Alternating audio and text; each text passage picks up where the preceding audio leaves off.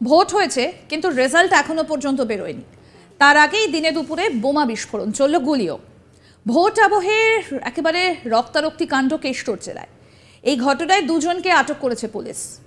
ফলাফল ঘোষণার আগেই যদি এই পরিস্থিতি হয় তাহলে রেজাল্ট আউট হলে বীরভূমের পরিস্থিতি যে কি হতে পারে তা বেশ ভালো মতোই আঁচ করা যাচ্ছে বলে মত রাজনৈতিক বিশেষজ্ঞদের। বৃহস্পতিবার দুপুরে আচমকাই বীরভূমের দুবরাজপুরের খোয়াজ মোহাম্মদপুরের বাসিন্দা আজম শেখের ছাদে বোমা বিস্ফোরণ হয়। তা নিয়ে আজম শেখ এবং সেলিম শেখ গোষ্ঠীর অনুগামীদের মধ্যে সংঘর্ষ বাধে। বলে রাখা ভালো, একসময় আজম এবং সেলিম দুজনেই তৃণমূলে ছিলেন, তবে পরে দলবদল করেন আজম, যোগ দেন কংগ্রেসে। দলবদলু আজম প্রাক্তন ব্লক সভাপতি ভোলা মিত্রের অনুগামী ছিলেন। তার মদতেই এলাকায় আজম যথেষ্ট প্রভাবশালী হয়ে ওঠে বলেই খবর। বাড়িতে বোমা বিস্ফোরণের পরে এলাকায় উত্তেজনা ছড়ায়। অভিযোগ, এলাকায় সন্ত্রাস ছড়াতেই বোমা মজুত করে রেখেছিলেন আজম। এরপরই শুরু হয় এলাকায় বোমাবাজি। সেই কারণে তার মাঝে আচমকাই আজমের বাড়ি থেকে গুলি চালানো হয়। তাতে ওসমান শেখ নামে এক যুবক জখম হন। তার বাঁ পায়ে গুলি লাগে। রক্তাক্ত অবস্থায় তাকে উদ্ধার করে দুবরাজপুর গ্রামীণ স্বাস্থ্য কেন্দ্রে নিয়ে যাওয়া হয়, আর সেখানেই চিকিৎসাধীন রয়েছেন ওই ব্যক্তি।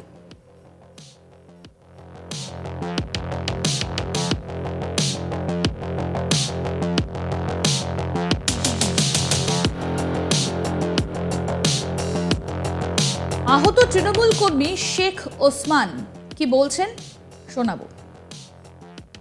খাবার খাচ্ছিলাম, এসে হঠাৎ গুলি চালাইছে। কারা? আজমের লোক। তারা কি করে, কোন দল করে? কংগ্রেস করে। আর তোমরা কোন দল করো? কেন তো গুলি চালালো কেন? গুলি চালালো ওইটা বলতো, আমরা খাবার খেয়েছিলাম, এসে ওদের বাড়িতে বোম ফুটলো ছাদে, আমরা দেখতে গেলাম, ওখান থেকে এসে ওরা গুলি চালাইছে। তুমি তখন বাইরেই ছিলে? হ্যাঁ, বাইরে ছিলাম, বাড়ি থেকে বাইরে। আর কেউ জখম হয়েছে তুমি ছাড়া? না, আমি। তোর পায়ে কি গুলি ঢুকে আছে? হ্যাঁ, গুলি ঢুকে। বীরভূম জেলা পুলিশ সুপার রাজনারায়ণ মুখোপাধ্যায় বলছেন, গ্রামের উত্তেজনার পরিবেশ তৈরি হয়। এলাকায় পুলিশ গিয়েছে, তদন্তও শুরু হয়েছে। ঘটনার পরে ওই এলাকায় মোতায়েন করা হয় বিশাল পুলিশ বাহিনী। দুবরাজপুর থানার পুলিশ এই ঘটনায় আজম এবং তার ভাই রাজুকে আটক করেছে।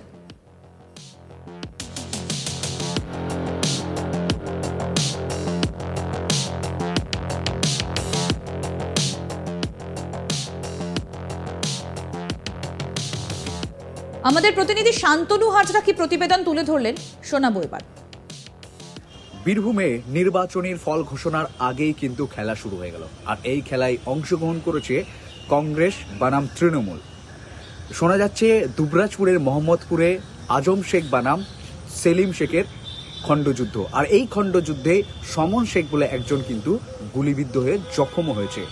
আর এলাকায় বেশ চাঞ্চল্য, আতঙ্কের পরিবেশ তৈরি হয়েছে। ভোর দুপুরেই চলেছে বোমাবাজি, গুলির লড়াই।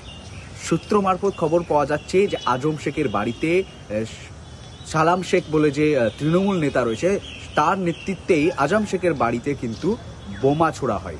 আর এই বোমা ছোড়ার পর থেকে আজম শেখের বাড়ি থেকে কিন্তু আচমকায় কিন্তু গুলি ছোড়া হয়, আর সেই ছোড়া গুলিতেই জখম হয় সমন শেখ বলে এক যুবক।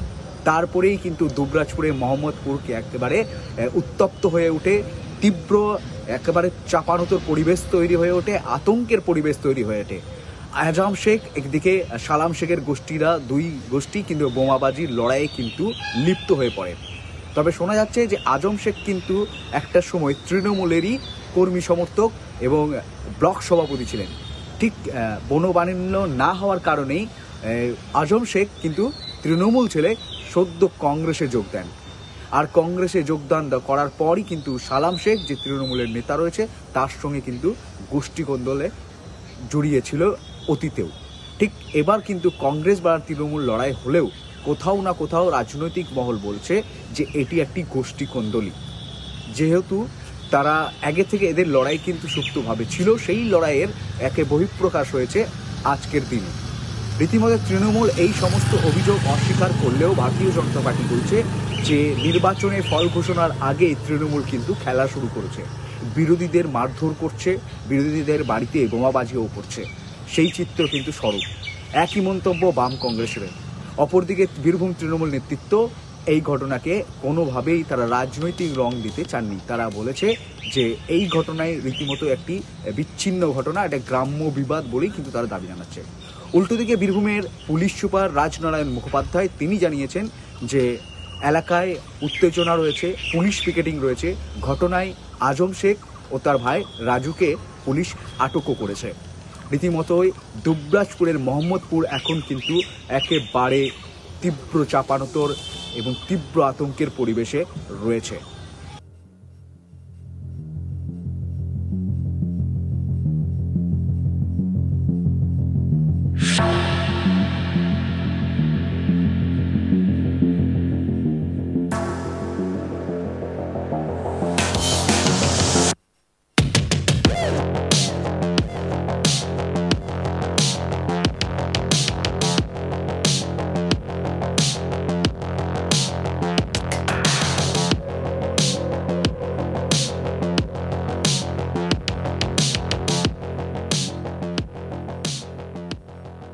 ভোট হয়ে গিয়েছে কিন্তু রেজাল্ট এখনো বেরোয়নি, আর তার আগেই দিনে দুপুরে বোমা বিস্ফোরণ, গুলিও চলল। ভোটের আবহে রক্তারক্তি কাণ্ড কেষ্টর জেলায়। এই ঘটনায় দুজনকে আটক করেছে পুলিশ। ফলাফল ঘোষণার আগেই যদি এই পরিস্থিতি হয়, তাহলে রেজাল্ট আউট হলে বীরভূমের পরিস্থিতি যে কি হতে পারে তা কিন্তু ভালো মতোই আঁচ করা যাচ্ছে বলে মত রাজনৈতিক বিশেষজ্ঞদের। বৃহস্পতিবার দুপুরে আচমকাই বীরভূমের দুবরাজপুরের খোয়াজ মোহাম্মদপুরের বাসিন্দা আজম শেখের ছাদে বোমা বিস্ফোরণ হয়, আর তা নিয়ে আজম শেখ এবং সেলিম শেখ গোষ্ঠীর অনুগামীদের মধ্যে সংঘর্ষ বাধে। বলে রাখা ভালো, একসময় আজম এবং সেলিম দুজনেই তৃণমূলে ছিলেন, তবে পরে দলবদল করেন আজম, যোগ দেন কংগ্রেসে। দলবদলু আজম প্রাক্তন ব্লক সভাপতি ভোলা মিত্রের অনুগামী ছিলেন। তার মদতেই এলাকায় আজম যথেষ্ট প্রভাবশালী হয়ে ওঠে বলেই খবর। বাড়িতে বোমা বিস্ফোরণের পরই এলাকায় উত্তেজনা ছড়ায়। অভিযোগ, এলাকায় সন্ত্রাস ছড়াতেই বোমা মজুত করে রেখেছিলেন আজম। এরপরই শুরু হয় এলাকায় বোমাবাজি, আর সেই কারণেই তার মাঝে আচমকাই আজমের বাড়ি থেকে গুলি চালানো হয়, আর তাতে ওসমান শেখ নামে এক যুবক জখম হন। তার বা পায়ে গুলি লাগে। রক্তাক্ত অবস্থায় তাকে উদ্ধার করে দুবরাজপুর গ্রামীণ স্বাস্থ্যকেন্দ্রে নিয়ে যাওয়া হয়, আর সেখানেই চিকিৎসাধীন ওই ব্যক্তি। কি বলছেন আহত তৃণমূল কর্মী শেখ ওসমান, শোনাই। আমরা খাবার খাচ্ছিলাম, এসে হঠাৎ গুলি চালাইছে। কারা? আজমের লোক। তারা কি করে, কোন দল করে? কংগ্রেস করে। আর তোমরা কোন দল করো? আমরা TMC। কেন তো গুলি চালালো কেন? গুলি চালালো ওই তো বলতো, আমরা খাবার খেয়েছিলাম, এসে ওদের বাড়িতে বোম ফুটলো ছাদে, আমরা দেখতে গেলাম, ওখান থেকে সে এসে আরও গুলি চালাইছে। তুমি তখন বাইরেই ছিলে? হ্যাঁ, বাইরে ছিলাম, বাড়ি থেকে বাইরে। আর কেউ জখম হয়েছে তুমি ছাড়া? না, আমি একা। তোর পায়ে কি গুলি ঢুকে আছে? হ্যাঁ, গুলি আরও আপডেট পেতে দেখতে থাকুন আজ তাক বাংলার ইউটিউব চ্যানেল, সাবস্ক্রাইব করুন।